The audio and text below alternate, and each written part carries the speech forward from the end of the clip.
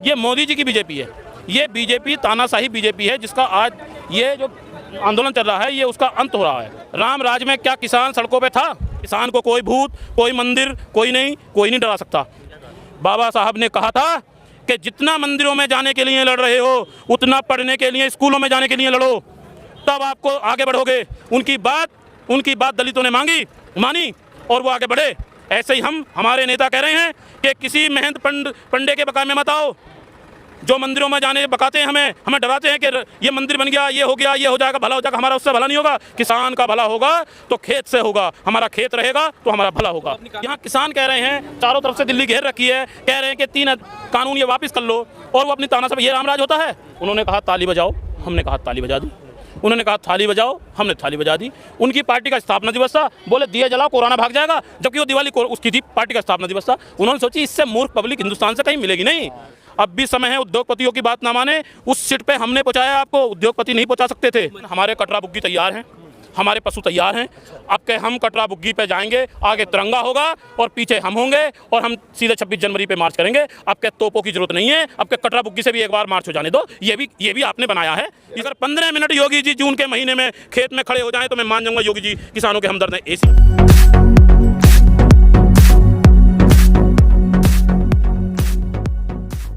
ये हर गवर्नमेंट में तानाशाही हुई है, आंदोलन को दबाने का काम किया गया है। अभी पीछे दिल्ली में ही अन्ना आंदोलन हुआ था, कांग्रेस ने दबाने का काम किया, उसका नतीजा क्या हुआ? केजरीवाल जी का उदय हो गया। दिल्ली में कभी कांग्रेस आएगी? अब नहीं आएगी ना। दिल्ली राज्य में कभी कांग्रेस आने के चांस नहीं है। क्या इस आंदोलन से कोई पार्टी हाँ, पार्टी नहीं चमकेगी, लेकिन मोदी जी की जो बीजेपी है, ये बीजेपी पहली वाली बीजेपी नहीं है, ये अटल जी की बीजेपी नहीं है, ये आडवाणी जी की बीजेपी नहीं है, ये मोदी जी की बीजेपी है। ये बीजेपी तानाशाही बीजेपी है, जिसका आज ये जो आंदोलन चल रहा है ये उसका अंत हो रहा है।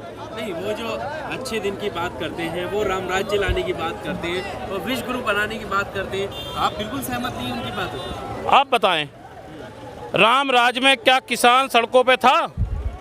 राम राज में क्या किसी की बात? राम ने एक कुम्हार के कहने से अपनी पत्नी को वनों में भेज दिया, एक कुम्हार कहने से, जबकि सीता मैया बेदाग थी। यहाँ किसान कह रहे हैं, चारों तरफ से दिल्ली घेर रखी है, कह रहे हैं कि 3 कानून ये वापस कर लो, और वो अपनी तानाशाही। ये रामराज होता है? जिस देश का अन्नदाता दुखी है, सड़कों पे है, रात में सड़कों पे पड़ा है, यहाँ उस देश में क्या विश्वगुरु बन जाएगा कभी वो देश? इतिहास बताइए, क्या कभी कोई विश्वगुरु बना है कोई देश, जिस देश का अन्नदाता सड़कों पे पड़ा हो? तो वो मान कर रहे, वो कह रहे कि ये कुछ लोग ये जो किसान है वो उनके साथ है। देखिए आज ऐसा है, देखिए ये आप जानते हैं, आज कांग्रेस बीजेपी विश्व की सबसे बड़ी पार्टी है। कार्यकर्ता दिखा रखे हैं उन्होंने, विश्व के सबसे बड़े, देश के सबसे बड़ी पार्टी है। उनके पास कार्यकर्ता हैं, उनके पास आईटी सेल है, उनके पास सब है। एक एमएलए को जिम्मेदारी दे दी कि आप अपनी विधानसभा में बुला के लाइए। उन्होंने किराए पे, पैसों पे, पैसा इतना है आज इस पार्टी के पास, क्योंकि इस पार्टी को चला रहे हैं सब उद्योगपति। वो पैसा दे रहे हैं, आप भी जानते हैं, आप मीडिया के हैं, कि क्या हो रहा है खेल मीडिया का। आंदोलन को दबाने के लिए पैसा उद्योगपति का लग रहा है, तो ये आंदोलन को दबाने के लिए ये तरह तरह की बात बताएंगे कि ये किसान नहीं है। आप बताएं हैं, कितने दिन से 30-31 दिन से आप कवरेज कर रहे हैं, एक आदमी बताएं जो किसान ना हो। और जो ऐसा तो नहीं है कि उन्हें लगता है कि आप विरोध कितने कर लो, वोट तो आखिर में उन्हीं देंगे। देखिए आप ऐसा है, एक मिनट, ऐसा है, हुआ ये है, चूँकि उन्होंने कहा ताली बजाओ, हमने कहा ताली बजा दी। उन्होंने कहा थाली बजाओ, हमने थाली बजा दी। उनकी पार्टी का स्थापना दिवस था, बोले दिए जलाओ कोरोना भाग जाएगा, जबकि वो दिवाली उसकी थी, पार्टी का स्थापना दिवस था। उन्होंने सोची इससे मूर्ख पब्लिक हिंदुस्तान से कहीं मिलेगी नहीं। उन्होंने सोचा कि कोरोना आया हुआ है, कानून लाओ किसानों के खिलाफ, तो किसानों के खिलाफ कानून लिया है, बोले ये बोलेंगे ही नहीं। लेकिन उन्हें सोचना चाहिए था, इस देश में मार्शल कौम जो है वो किसान है। यही वो किसान हैं जो मुगलों से नहीं दबे, जो अंग्रेज़ों से नहीं दबे। अंग्रेज़ों के ज़माने में भी 1907 में आंदोलन हुआ था ऐसे ही कानूनों के खिलाफ। इन काले अंग्रेज़ों के खिलाफ भी ऐसा ही आंदोलन हो रहा है, काले कानूनों के खिलाफ। 1907 में सरदार भगत सिंह जी के चाचा जी ने 9 महीने आंदोलन चलाया था, मोदी जी भूल में हैं। आप रोज देख रहे हैं संख्या बढ़ती चली जा रही है धीरे धीरे। दो आप ये बताइए, फर्क नहीं पड़ रहा ना। नहीं आप बताइए, कांग्रेस ने कभी सोचा था कि 2 सांसदों वाली पार्टी 325 लेकर आ जाएगी? क्या कभी सोचा था कांग्रेस ने? क्या मोदी जी इस भ्रम में हैं कि 2 किसान 4 किसान बैठने वाले एक हुजूम 4 लाख 5 लाख 10 लाख का अभी भी नहीं समझ पा रहे कि हनुमान बेनीवाल जी आगे उधर से अकाली दल ने साथ छोड़ दिया, शिवसेना ने साथ छोड़ दिया, सारे आपके अलायंस खत्म हो गए। आपका रामविलास पासवान का लड़का तैयार बैठा साथ छोड़ने के लिए। बताइए आप, क्या वो समझ नहीं पा रहे? ये भ्रम है उन्हें। अब भी समय है, उद्योगपतियों की बात ना माने। उस सीट पे हमने पहुंचाया आपको, उद्योगपति नहीं पहुंचा सकते थे। मजबूत है ना, मजबूत प्रधानमंत्री है, 56 इंची सीना है कहते हैं। देख, जो फैसला ले लिया अटल है। नहीं आप बात सही है। आप जो यही एक ईगो है, सिर्फ यही ईगो। आरएसएस वाले, उनके आरएसएस वाले, उनके जो उद्योगपति हैं उन्हें ये समझा रहे हैं कि आपने आज तक जो डिसीजन लिया है वो बैक नहीं हुआ। अगर आप ये डिसीजन वापस ले लोगे तो आपकी जो छवि है कि आपका डिसीजन वापस नहीं होता, स्ट्रॉन्ग प्रधानमंत्री, वो छवि आपकी धूमिल हो जाएगी। अरे ऐसा नहीं होता। आपके वोटर, लोकतंत्र में जितना झुकोगे उतना ऊपर जाओगे। मोदी जी, लोकतंत्र में आपने पैर पकड़े हैं लोगों के, आपने लोकतंत्र में लोगों के पैर पकड़े हैं। आपने गरीबों के जो सफाई कर्मी थे उनके पैर धुले हैं, झुके हैं। जो इतना झुके हैं जब भी आप ऊपर गए हैं। अब भी किसानों से आप किसानों की बात मान जाओ, इसमें वापस ले लो, झुक जाओ, आप उतने ही ऊपर जाओगे। ठीक है, अगला प्लान क्या है? अगला प्लान अभी आप देख रहे हो रोज बढ़ता जा रहा। अगला प्लान, हमारे कटरा बुग्गी तैयार हैं, हमारे पशु तैयार हैं। अब के हम कटरा बुग्गी पे जाएंगे, आगे तिरंगा होगा और पीछे हम होंगे और हम सीधे 26 जनवरी पे मार्च करेंगे। अब के तोपों की जरूरत नहीं है, अब के कटरा बुग्गी से भी एक बार मार्च हो जाने दो। ये भी आपने बनाया है इस देश के। जानवर आने वाले हैं अपने सारे। जानवर नहीं है वो हमारे, अरे यही तो कहते हैं कि बैल गाय हम ये देवता हैं।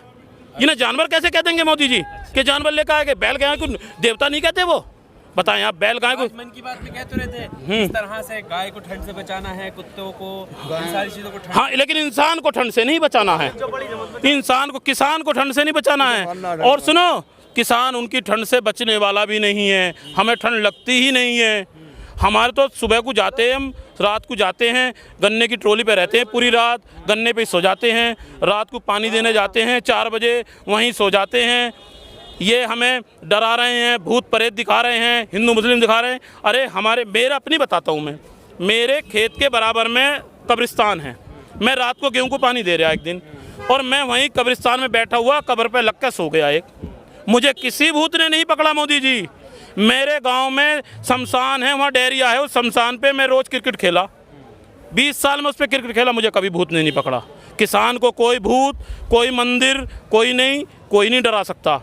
हमें रोटी राम मंदिर बनने से नहीं मिलेगी। आपको याद है बाबा साहब भीमराव अंबेडकर ने क्या कहा था दलितों से?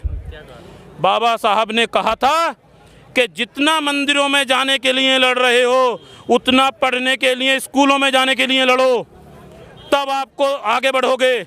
उनकी बात दलितों ने मानी और वो आगे बढ़े। ऐसे ही हमारे नेता कह रहे हैं कि किसी महंत पंडे के बकाए में मत आओ। जो मंदिरों में जाने बकाते हैं, हमें डराते हैं कि ये मंदिर बन गया, ये हो गया, ये हो जाएगा, भला हो जाएगा। हमारा उससे भला नहीं होगा। किसान का भला होगा तो खेत से होगा। हमारा खेत रहेगा तो हमारा भला होगा। तो अपनी कामयाबी गिनवाते नहीं है। राम मंदिर कब से मुद्दा अटका हुआ था, बनवा दिया। ठीक।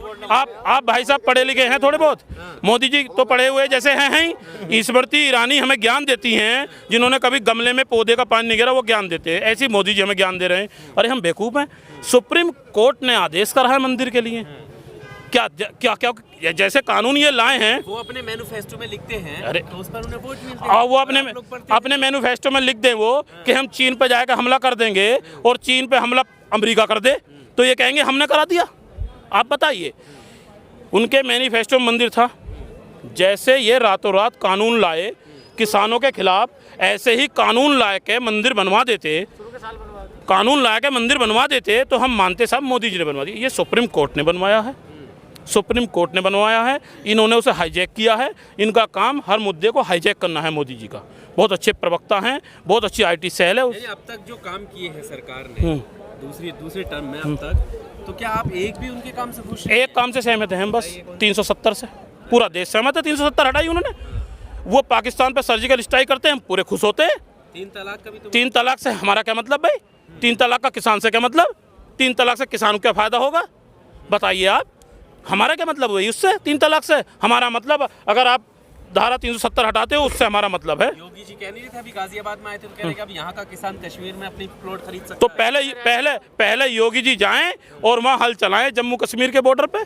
योगी जी को पता, योगी जी को, अच्छा एक बताइए आप, योगी जी को पता किसान क्या होता? अगर योगी जी को पता किसान क्या होता है, तो पहली बार ऐसा हुआ है इस उत्तर प्रदेश के इतिहास में जहाँ सिर्फ एक ही किस्म का धान खरीदा गया है। सिर्फ एक ही किस्म का धान खरीदा गया है, मोटा। जितना महंगा बिकता था खुले मार्केट में, वो उतना ही मद्दा बिका है। पहली बार ऐसा हुआ है कि गन्ने का कोई रेट नहीं बढ़ा। पहली बार ऐसा हुआ है, योगी जी तक मेरी बात जानी चाहिए, कि जून तक गन्ना गिरा है। जून तक मिल किसान ने, अगर 15 मिनट योगी जी जून के महीने में खेत में खड़े हो जाएं तो मैं मान जाऊंगा योगी जी किसानों के हमदर्द हैं। AC में बैठने के बाद आप जून तक गन्ना गिरवाओगे? AC में बैठने के बाद आज तक 2 महीने 2.5 महीने मिल चलते हुए हो गए, आज तक रेट डिक्लेयर नहीं है। क्या कभी ऐसा हुआ है? आप इतनी सारी परेशानियां बता रहे हैं, फिर हर बार जीत कैसे रहे? इसका मतलब जनता खुश है? ये बात सही है आपकी। देखिए आप, कांग्रेस ने जो नीति करी, मैं कांग्रेस का भी समर्थक नहीं हूँ, कांग्रेस की भी नीति खराब थी। कांग्रेस जब मद में भर गई कि हम तो हार ही नहीं सकते, तो उन्होंने अपनी नीति दूसरी तरफ डाइवर्ट कर दी। तो धीरे धीरे उसकी नीति के खिलाफ लोग जागरूक हुए। ऐसी मोदी जी, बीजेपी जीत रही है, वहाँ जीत रही है जहाँ ये नहीं थी। कौन नहीं थी? बीजेपी नहीं थी। जहाँ ये इनकी सरकार बनती चली जा रही है, वहाँ इनकी क्या बताओ? हरियाणा में कहाँ जीतने में जीतना? अगर चौटाला जी आज जीती, उनकी सरकार तो कहाँ जीती? बिहार में कहाँ है बताइए आप? नीतीश अगर आज ये अपना चीफ मिनिस्टर बना दें वहाँ, जैसे जिद इन्होंने महाराष्ट्र में करी थी। कुमार से तो ज्यादा सीटें लेकर आए। आप मेरी बात समझिए, मेरी बात नहीं समझे आप। नीतीश कुमार वहाँ चीफ मिनिस्टर थे।